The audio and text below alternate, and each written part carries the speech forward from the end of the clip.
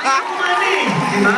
Hindi ko makakalimutan, ang puso nun, hindi Game Boy, Game & Watch. Ang mga sikat nun, si Popeye, si Brutus, di ba?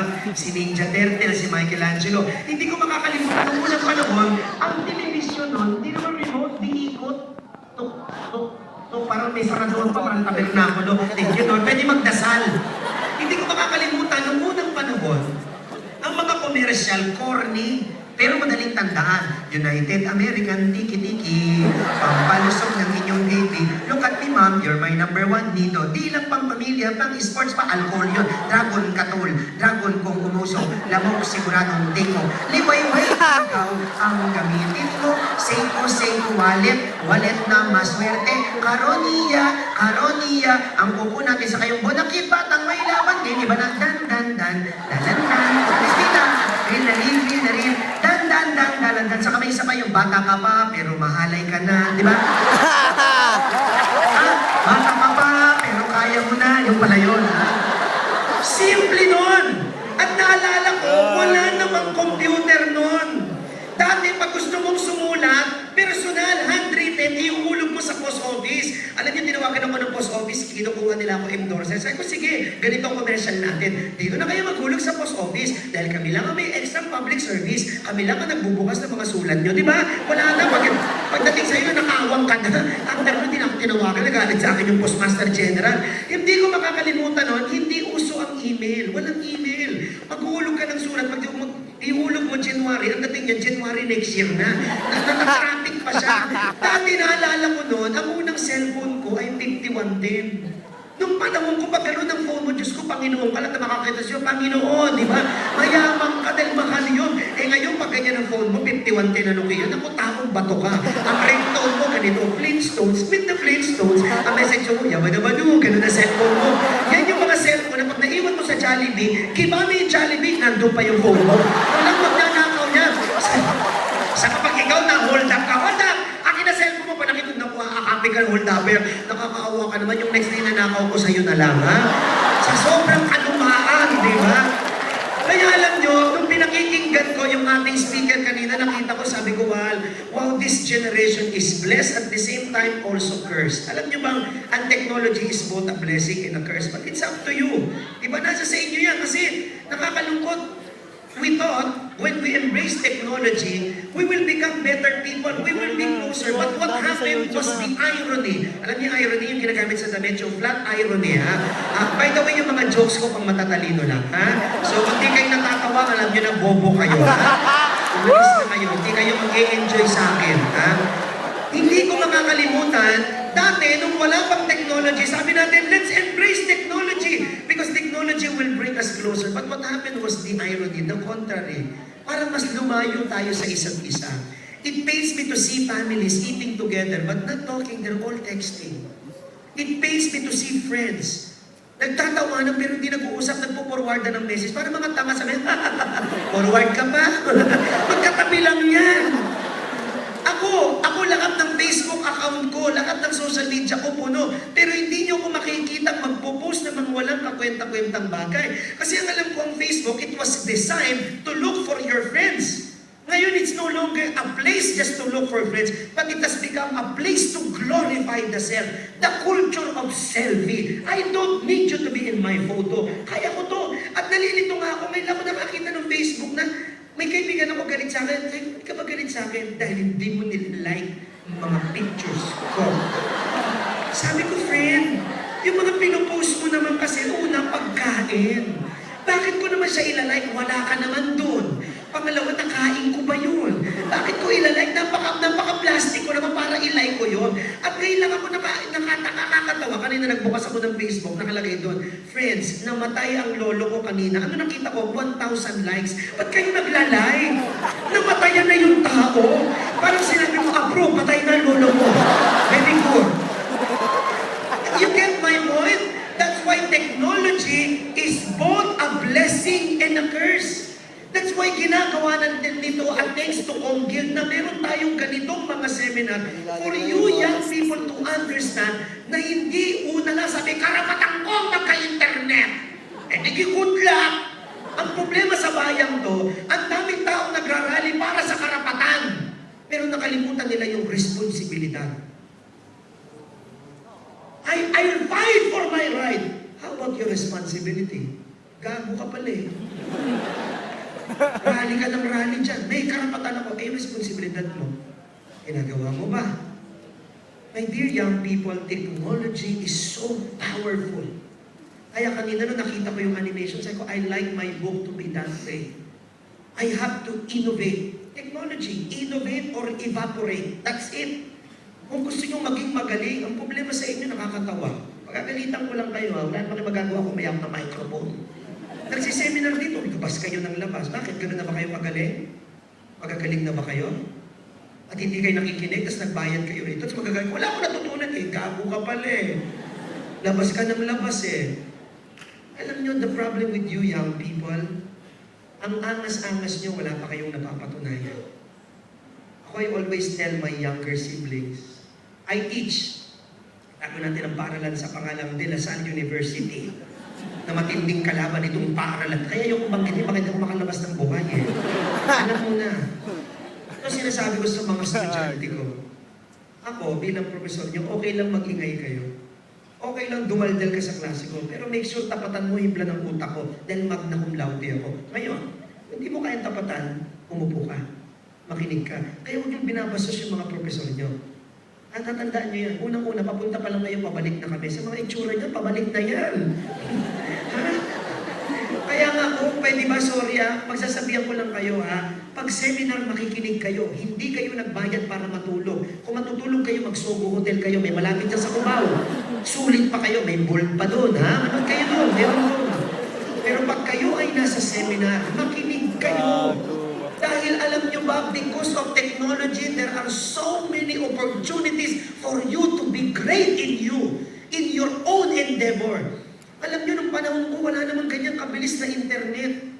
Kaya lang napansin ko parang mas mababait ang tao noon. Napansin ko yung mga edad 35 pataas. Ako po kasi 32 na ako eh. Mukha lang akong fetus pero 32 na ako Napansin ko yung mga edad namin, yung mga edad Steve Dailisan, yan yung mga barkada kong yan. Pag ang edad mo pataas, napansin ko mas matapang kami eh. Mas matapang in one sense.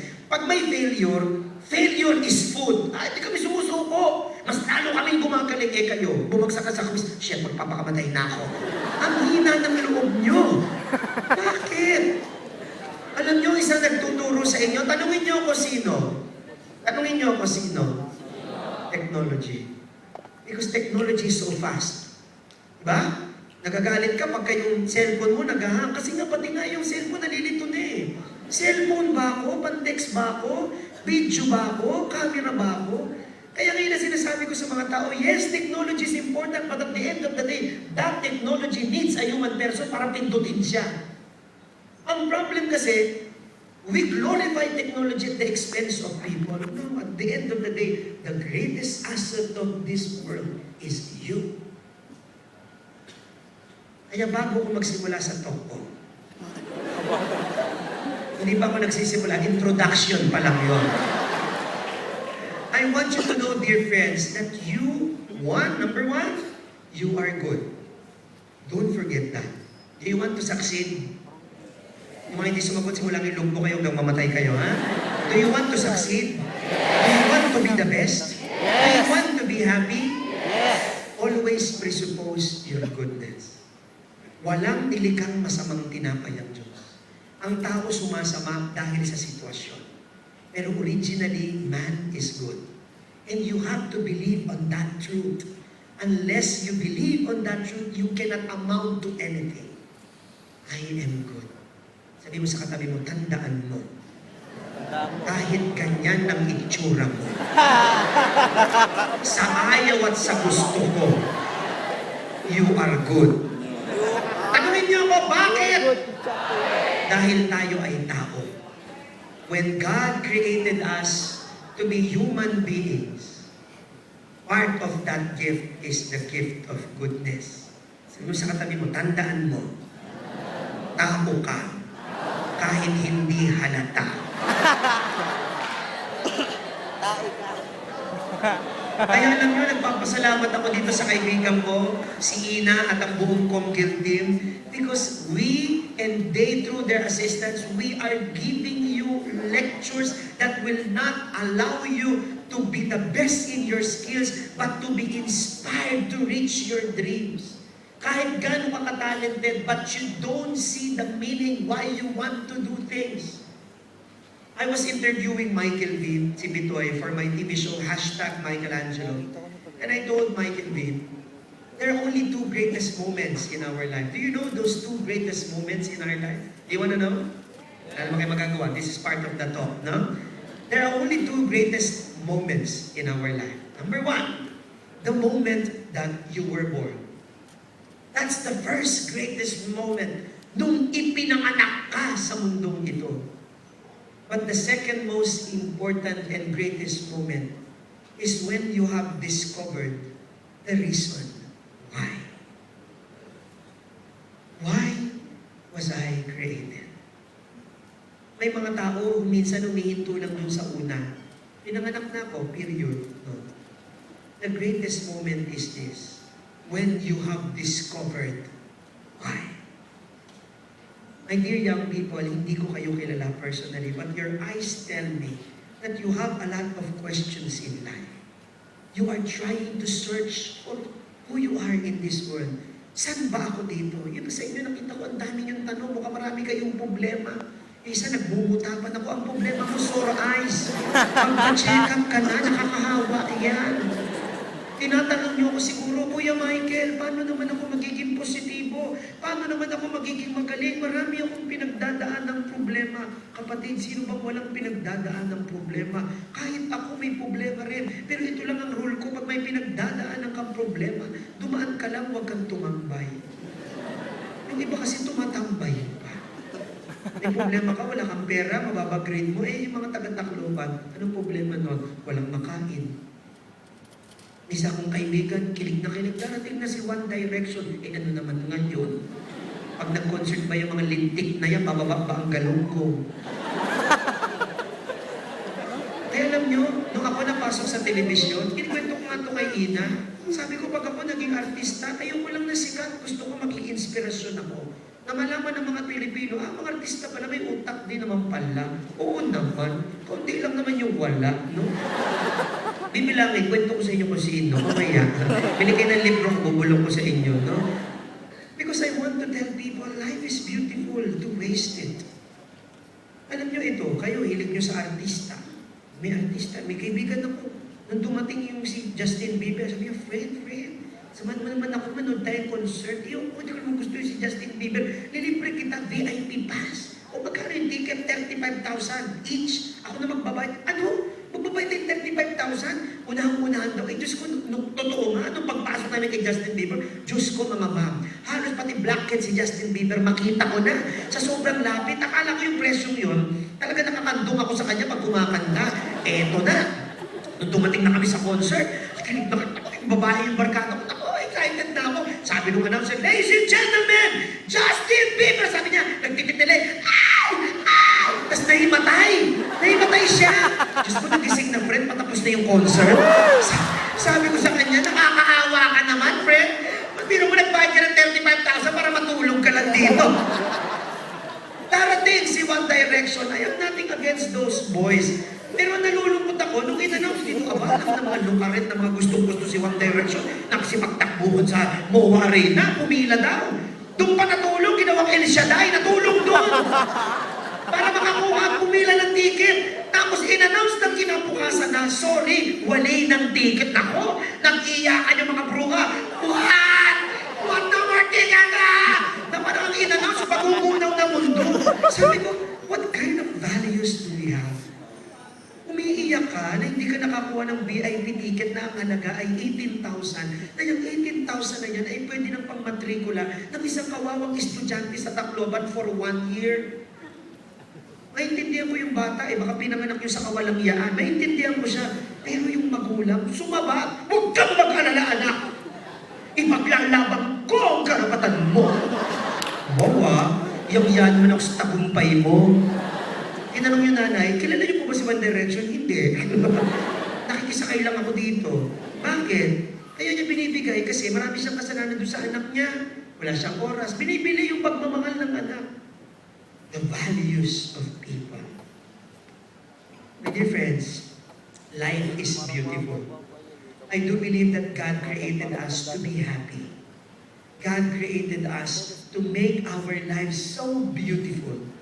Alam nyo, nung nag-32 na ako, nalulungkot na ako kasi grabe, patanda na ako ng patanda. Parang kailan lang tumatakbo ko. Bakit maliit pa rin naman ako, sobrang liit pa ako, mga ganyang kalaki.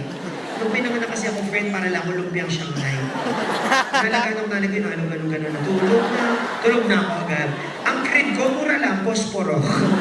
Akala nanay ko, gagamba ako. Ay, takbo ako. Ano?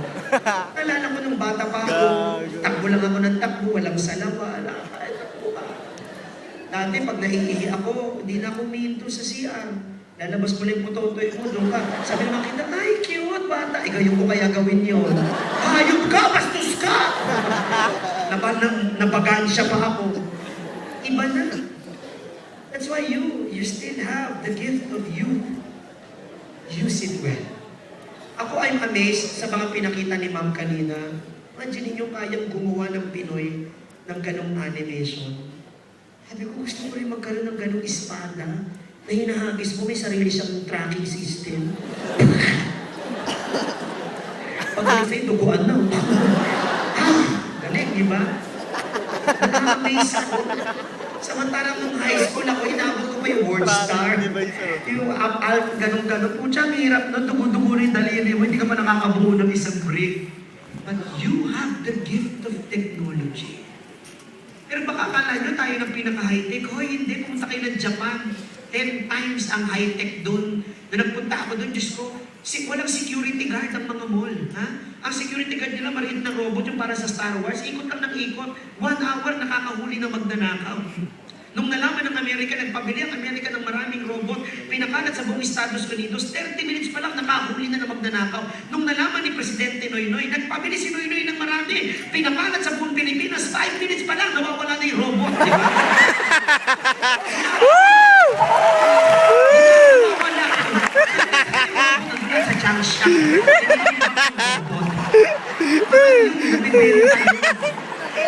Iba na! Gago! Simple ang buhay. O, ito ha, gusto ko tingnan nyo po yung tingnan nyo po ito. Ayan na, kung gusto nyo po ma-add nyo po yan ang Facebook ko, yan ang Instagram ko, at Michelangelo, or i-like, I am Michelangelo. Noon, simple lang ang buhay, ganyan lang ang buhay. Kung gusto mo kumain, magtanim ka sa harap. Nandun na, di ba? Ngayon, paglabas mo ng bahay, may paso, wala. Ano makikita mo? Tahi ng aso. Kaya kinalagkat na diaper ng kami bahay, may alagang bata. Noong unang panahon, ang sikat na bahay ay bahay kubo. Sa sobrang sikat nga yan, nakagawa pa tayo ng sarili niyang kantaan. Title, bahay kubo. Pero mali yun eh. Imagine mo bahay kubo, kinanta mo puro gulay, di ba? Ang kinanta tungkol sa kubo, kapag yung pangalan niya, ang title na niyan, bulang lang. O kaya pinakbet. Or chasuy, di ba? Noong panahon, ganito yung mga tao. Pag inuwi katabi mo, sabi mo sa katabi mo, hoy! Sabi mo, hoy! Hoy! Oh, kilala niyo yan, yung batang babaeng yan? Yan si Sadako. Kaya yan nagmumulto sa sama ng loob. Shit, kalahati ng picture ko. Hanggang hindi ako napipicture ng buo, magmumulto ako. Sabi niya. Gago ba? Ngayon, iba na buhay. Dahil mong gagawin. Diba, mga estudyante, no? Dahil pinapagawa sa atin, essay, hindi mo binabasa, no? Kami rin mga teacher, gawa lesson plan, hindi mo binabasa ng team, di ba? Hindi na pangalam.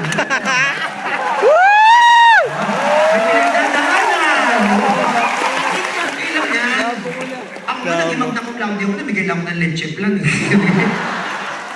Nabigyan ko ng leche plan yung mga teacher ko, no? Noong unang panahon, diba? Ngayon, sa sobrang dami ng ginagawa natin, wala ka ng oras, multitasking, no? May kaibigan ako kausap ko, nagtitext, nalilito tuloy siya. Sabi ko, kamusta ka na, friend? Okay lang, send. Pati send na sabi niya. May sinulat akong libro. Gusto niyo makita yung libro ko? Wala naman kayo magagawa, ipapakita ko talaga yan, ha? Ito yung libro ko. Ang gwapo ko dyan, di ba? Yan ang kapangyarihan ng siyensya. Adobe Photoshop. Kahit halimang pa, kaya kang i-edit, no? Nakakayaman kong maningin. Bestseller lang naman po ako ngayon sa buong Pilipinas, no? Dahil kung malakpak na kayo, mamatay na hindi bumili mamaya, ha? Ako maghintay kayo, may malaki akong discount ng ibibigay para sa lahat. Pero pasensya na kayo, kaunti na lang yung dala kong libro kasi out of stock ito. Ngayon, at ilalabas na namin yung pangalawang libro ko, ang title, Bakit Mahilig Magpa-Picture ang Pilipino. Di ba totoo naman? Nakalagay sa Bible yan eh, where 2 or 3 are gathered, there is picture taking. No? Ang title ng libro ko, I Love With God Today. Huwag kayo mag-alala, English ang title, pero Tagalog ang loob. Kasi kung tinutong English ko yan, baka marami ng Pilipino mag-hemorrhage at mag-gingivitis. No? Pag binuksan yung libro ko, may caricature, may animation sa loob ng mga drawing. Tinanong ako ng isang kaibigan ko, sabi niya, bakit may drawing ang libro mo? Sabi ko, dalawa na. Una, nung pakialam mo. Walang pakialam ang libro ko yan. Kung gusto mo, masulat ka, pro numbers, sino ko lang may bumili niya. Kung ikaw, hindi mo ma-edit siya sa hirap. Kaya may drawing ang libro ko kasi mga Pilipino likas na tanga. Pag walang drawing, hindi naiintindihan. Di ba? Oo naman eh. Kaya kayo mahilig kayo sa magazine. Kasi picture lang. Pag binuksan yung libro, nakalagay, this book belongs to. Diyan nyo lalagay ang pangalan nyo. Tapos nakalagay sa ilalim, ibig sabihin, bawal manghiram. Bumili ng sariling kopya, no? Kasi makapal lang hiram libro to, hindi to dyaryo. Tapos magpa-autograph kayo. Kung ang laga ng libro ko ay 300, pero mamaya, magbibigay ako ng bagsak presyo na babagsak ang mga panty nyo para lang bumili kayo. Pagka pinirmahan ko yung 50,000 agad yan kasi may signature ng author. Ito nakalagay. Itong pagkakataon ko saan makakaganti ang bumili ng libro sa author sa pamagitan ng pagpapapirma ng mahabang dedication. Dahil alam kong gagawin mo sa akin yan at mas matalino ko sa iyo at papagurin mo ko. Naglagay na ako ng message dyan. Pirma na lang ang kulang niyan. Pwede ka mag-request na mas mahabang message bagkat 10 ang bibilin mo, no? Alam niyo na sinulat ko itong librong ito.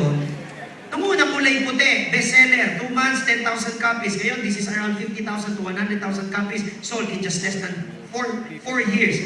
Nung wala na kami mailabas pang libro, sabi namin, lagay mo number mo, tingnan natin kung may following ka talaga.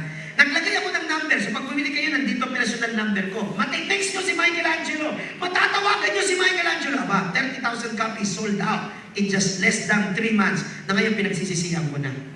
Dahil kahit madaling araw may tumatawag sa akin. Para i-check lang ma'am kung ako yun. Kahapon may tumawag, alas 3 ng umaga.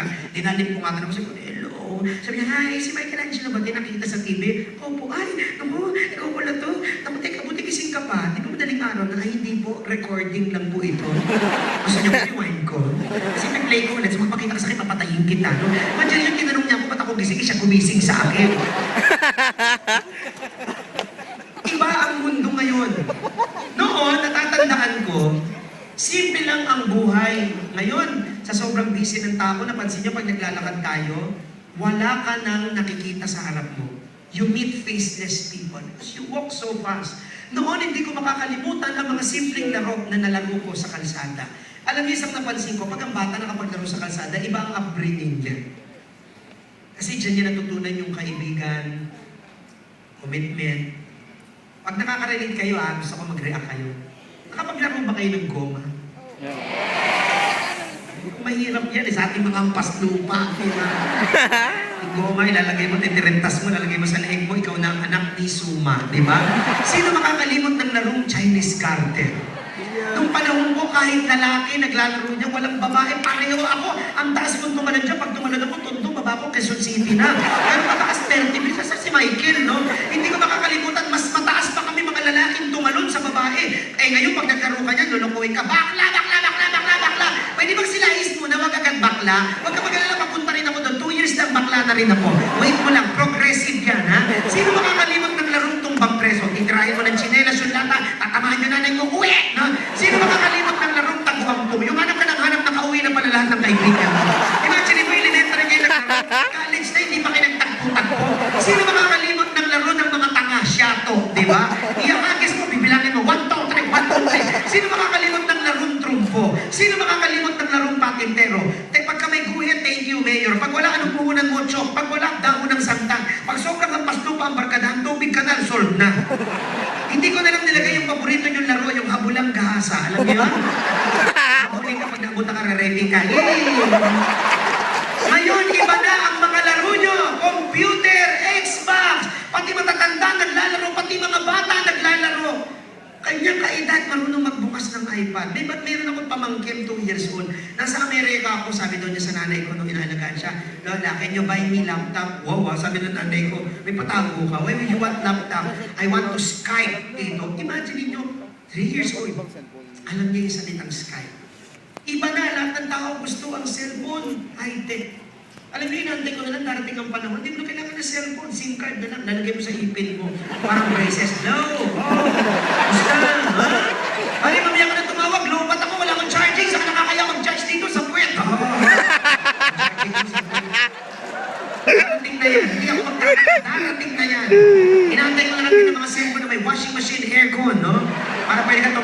ba? The extrang negosyo. No? Gago. At sino makakalimot sa mga childhood cartoon characters na sumabay sa pagtanda mo? Si Care Bears. Nakapangyari na nasa chan. Care Bears! Diba? Sino makakalimot kay Princess Sarah? Sino makakalimot kay Sailor Moon? Sino makakalimot kay Mojako? Sino makakalimot kay Bioman? Nakakalungkot, hindi na ito kilala ng mga high school. Hoy, sabi ko, magbigay pugay kayo kay Bioman dahil sila ang ninuno ni Power Ranger at ni Massman. Lagi lang natatalo yan kasi nandiyan yung kalaban, nagbibihis pa lang sila, di ba? At sino makakalimot sa pinakamakapangyarihang robot? Si Voltes 5. Alam niyo ba nagkaroon ng gera, nagpadala ang Amerika ng 1,000 jets, ang China 500 jets, ang Japan 5 jets lang ang pinagtapat. Tumatras yung 1,500. Nung narinig din ito, sabi, shit! It's Voltes 5! Hindi natin kaya pag nag-voltage yan! Namimiss ko yung panahon na yan. Namasaya na ako nung bata ako pag umarap ako sa telebisyon kasi bakit naman nakatalikod ka? Hindi mo nakita. Pagbukas mo ng Channel 9, ito maririnig mo. Pagmulat ng mata, langit na katawa sa batikot. Paglipot mo sa Channel 2, bawat bata may tanong, ba't ganito, ba't ganon? Kaya buksan ang isipan sa science o agang tayo na sa siniswela. Paglipat mo, hiraya, manawali, mga pangarap natin, ating abutin, ang kapangyarihan. At paglipat mo, bayani, liwanag sa paglipat mo yung dalawang tanga sa akin, si Biwan at Bito. Tanga yun eh! Sa palang nakakita sa akin sila, barkada nila daga, hindi kinaknak yun. Tanga rin, hindi nag-iisip. Alam nyo, sana nakikita nyo ang mga sarili nyo kung gaano kasarap at ka-authentic ang tawa nyo. Because those laughter, honestly, technology cannot give it to us. Cannot? Only people. Only people. My dear friends, yes, technology is important. But don't forget that the one that handles and operates technology is the most 29 minutes na. important. Imagine niyo kung yung mga bansa na naka-invento ng nuclear ay walang at pwede na natin ang pindutin anytime. Walay na ang mundong ito. Let me leave you 3 points before we end. Okay? 3 points. Number 1, focus. Pakiulit nga. Ang problema kasi sa mga tao, kaya hindi kayo nagtatagumpay ang mga tao wala sa focus. Sabi ko nga doon sa libro na pagkakaguluhan nyo mamaya, brainwashing, mind setting, marketing. Sabi ko doon sa libro ko, ang mga Pilipino kahit hindi nagdodroga addict, tingnan niyo yung katabi niyo. Aba! Yung mga addict, mukhang pusher, di ba? Lang ng gramo-gramong droga. Ano yung itsura ng mga addict? Tulala, hindi niyo makausap ng tama yan. Magsalita ka ng 10, pangulit mo, naging isa ang mali, di ba? Ang mga Pinoy parang addict, tanungin niyo ko paano. Walang malay ang Pinoy, tanungin niyo ko paano. Okay, kita nyo. Saan kayo nakakita ng bansa na pag may baha, lumalago yung mga tao? Sa Pilipinas. Sa Japan, nagbaha, nag-iiyakan. Dito pag may baha, lahat naglalago yan. Dito ko lang nakakita ng mga tao na pag minamupok ito doon, pinagtatawanan pa natin, di ba? Pag minamupok, lalapit ka masakit. No? Kaya kita ng pagdaman mo. Nung minsan magsasalita ako sa ABS-CBN, naglalakad ako papunta sa studio kasi parang naman kung gagapang ako. Dahil dumi-dumi ko na. So naglalakad ako. Naku ma'am, may nadaan na ng imbornan. Ang lalim pala ng kanal. May nalaglag sa kanal. Yung tubig agad dito, malunod-lunod yung tao. Lahat na nakakita nagtawanan, ako lang ang hindi tumawa dahil ako yung nalaglag, no? Dito ko lang makakakita ng mga tao na hindi na kailangan tanong, tinatanong pa, di ba? Pag sumasakit ka ng bus, may barker, kubaw.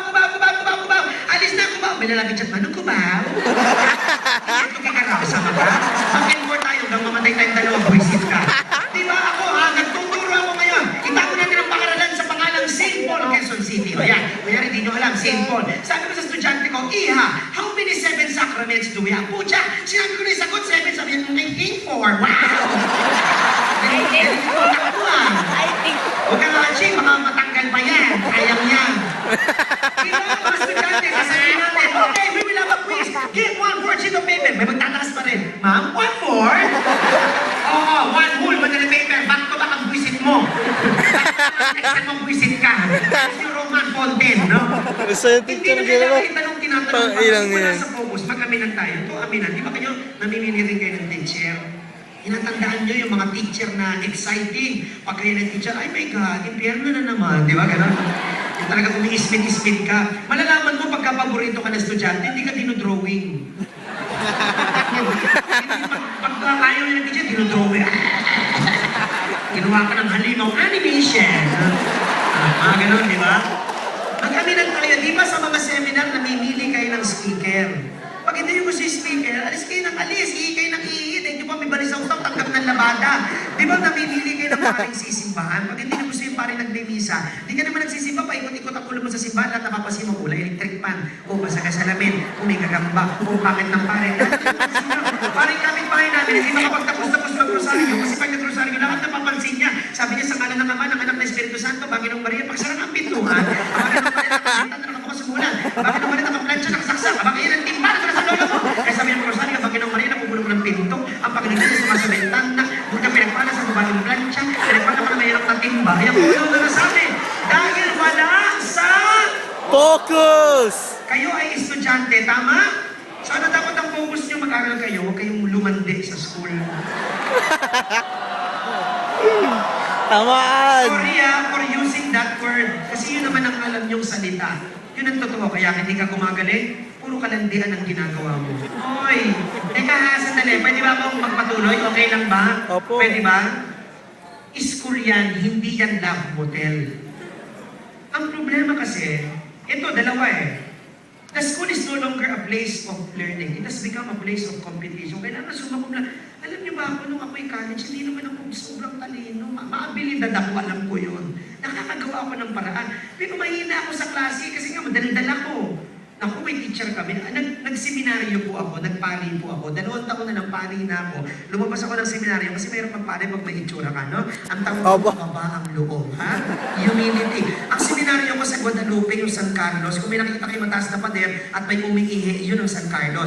Ang mga tao doon hindi against the law, against the wall, nanginginig pa. Kaya ako nagseminaryo, galit kasi ako sa math. Honestly, mahina ako sa math. I thought sa seminaryo walang math. Pucha, pagdating ko doon, tatlo-tatlo yung algebra. Sabi ko doon sa pare, paano ko ba gagamitin niyang algebra? Pag ako ba naging pare, yung connection ba, i-relation and proportion ko pa ba yan? Saka, paano ba ginagamit ang math sa totoong buhay? Pag ikaw ba naman like, sasabihin mo sa tindera, ate, pag binagyan ko ng isda to the second power, ganun ba? Sabi, tanga is square root of 2. Wow, polygons nga, polygons, di ba? Eh, may teacher kami, friend, ang galing ng teacher na yung math teacher, master teacher, kulot, matangkad, maitim. Pumasok, sabi niya, good afternoon. I will be your math teacher whether you like it or not. Don't mind my English diction because I'm a frustrated English teacher. Natawa ako. Diyos ko, alam niyo naman ako pinakmadala sa klase. Narinig, sabi niya, what is your name? What is your name? Sabi ko, my name. Alam niyo, tinitingnan niya ako. Alam niyo, kukunin ka na ng ini. Bring me to your leader. Parang gano'n may UN ko na kukunin ka. Sabi ko, ma, my name is Michelangelo Lubrim. Mr. Lubrim, remember this. Remember this! Sabi ko, yes, I will remember! I will remember! Takot na ako eh. Sabi niya, remember this. An inti can makes a lot of noise. Eh, mahina pa ako sa English. Sabi ko, yes, ma'am, thank you very much. Sabi niya, so tanga, nilait ka! Sabi ko, bakit ano sabi niya, pare? Yung mga lata daw na walang laman, maingay. Sabi ko, sino yung lata? Hindi ikaw! What? It took me 30 minutes bago ko na-realize, no? Alam niyo, dahil doon nasaktan ako, na-hurt ako, at sinabi ko sa sarili ko, I'm gonna prove to this lady that not all noisy people are empty. Nag-aaral ako mabuti. Yung gabi, because my major course, my bachelor's is philosophy. Nag-aaral ako mabuti. Yung gabi, ginawa kong araw. Yung araw, hinayaan ko maging araw. Bayaan niyo siya. Seminarista ako, hindi naman ako Diyos. Hindi ko kaya baguhin. At the end of my college days, I graduated magna cum laude. At siya ang nag-abot ng certificate ko. At sabi niya sa akin, congratulations, Mr. Lubri. I knew it. You are not really empty. Sumagot ako, thank you. No? Hindi kami kaintindihan. Pero alam niyo, dahil sa teacher na yun, she opened my eyes to the meaning of what education is. She pushed me towards going out of my comfort zone.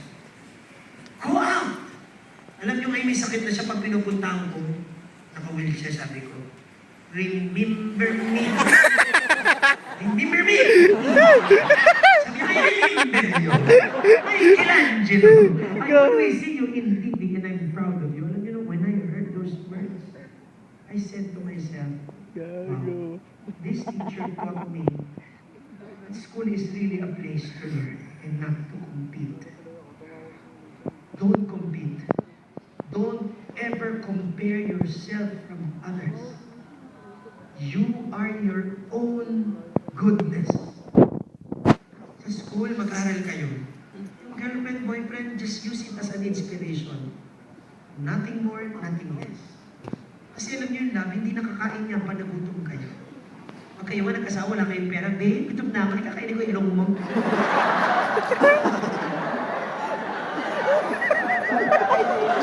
Sorry malalaki na to Ang sex, 2 minutes lang yan. 3 minutes. After doon, wala na. Pag kumalaw ang sikmura nyo, makakain nyo ba isa't isa? Literally, hindi. Di ba? Metaphorical, yes. Alam ko ibig nyo sabihin. Napakabastos nyo. May camera pa naman dito. Di yung YouTube nyo pa ako, di ba? Hindi, friends. Focus. You are students. Lupit ako. You study. Number 1, what's number 1? Number 2, gratitude. Pakiulit nga. Gratitude. Have an attitude of gratitude. May nagtanong sa akin, Sir, bakit maraming taong malulungkot? Kasi ito yung mga taong walang ginawa kundi bilangin yung mga bagay na wala sila. My dear friends, if you will count the things that you don't have, you will not just be sad. You will be very, very miserable. Change your paradigm. The word paradigm came from the Greek term paradigma, which means pattern. Change your pattern of thinking. Count the things that you have. Ang problema kasi sa Pinoy, reklamador. Pag mainit, init. Pag malamig, lamig. Saan na naging umod ka na lang? Yung umod walang nararamdaman. Pag ang ulang isda, nagre-reklamo ka, isda na naman, hoy! Bago ka magreklamo, isda na naman, ikaw ba naramdaman mo? Naramdaman mo, isda, pinrito siya? Magpalit kayo ng isda, ikaw mong iprito. At sabi ng isda, tao na naman, mapapatay mo yung ganang kulit. Ayok ka! Bago ka magreklamong luma ang sapatos mo, makipag-usap ka sa putulang paa. Nang maintindihan mo, sinasabi mo, Mr. Chanti, ako biyak, sir, kababae ko, tang mukha ko lalaki, flat-chested ako, kapatid ko, babae ka, flat-chested ka, mapalad ka sapagkat ang likod mo, dibdib mo ay iisa, di ba? Kahit hindi mo parang wala lang. Pero kung lalaki ka at payat ka, mapalad ka dahil pag nagkasakit ka, hindi ka na kailangang x-ray, flashlight lang, kita na kagad sakit. Sabi niya siguro, Kuya Michael, madali niya kasi ikaw wala kang problema. Who told you I don't have a problem? Just this morning I have a problem. Tanungin niyo mo, what's your problem? What's your Ang problem? problema ko kung maubos yung libro ko. Usually naman ubos yan. Ano problema yan? Ano problema ko? I came from a broken family. Wala akong tatay, iniwan kami ng tatay ko, hindi siya sa kabilang buhay, nasa kabilang bahay lang. Not just that, I was even a battered child. I was a battered kid. Because my father got confused whether a human being or a shrimp. That's why he battered me. Because battered shrimp tastes good. Oh, ito na yung pamatalino lang, ha?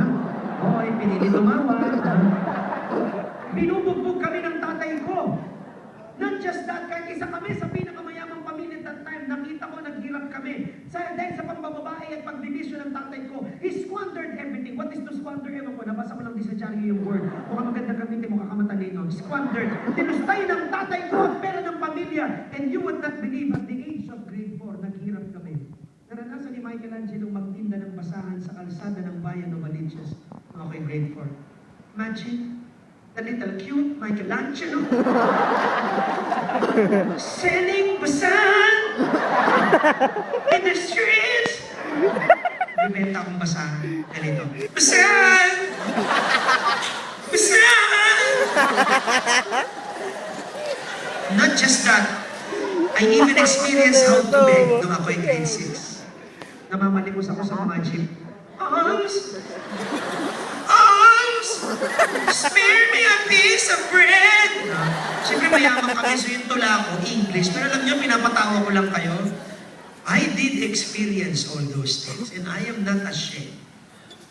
And I think because I was not ashamed to share it, kaya dinala ako ng Diyos sa buhay na to ngayon.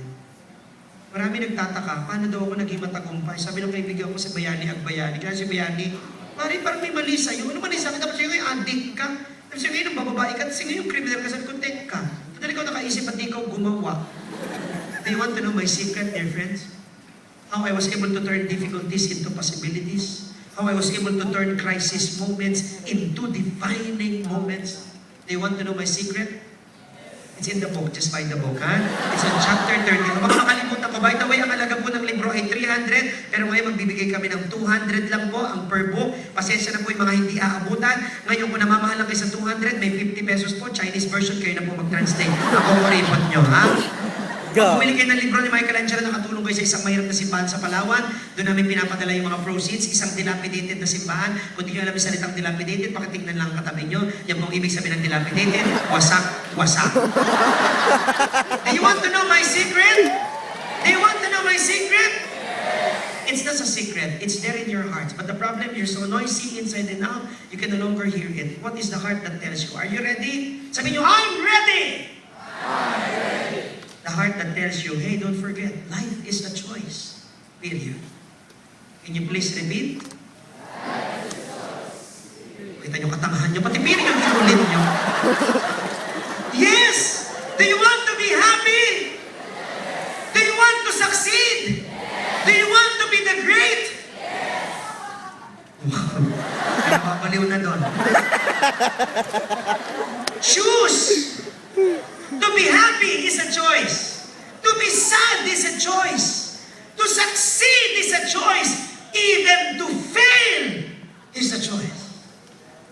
Don't be afraid to choose. Takot kayo magkamali. Don't! Lahat nagkakamali. The greatest lessons in life are never learned in successes. They are learned in failures. Si Kuya Michael, bago ako nakarating dito, ang dami kong pagkakamali. And I was never scared to commit mistake. Bakit ka matatakot sa mistake? Kaya nga mistake. It means you miss a good take. E di retake! Just don't repeat the same mistake.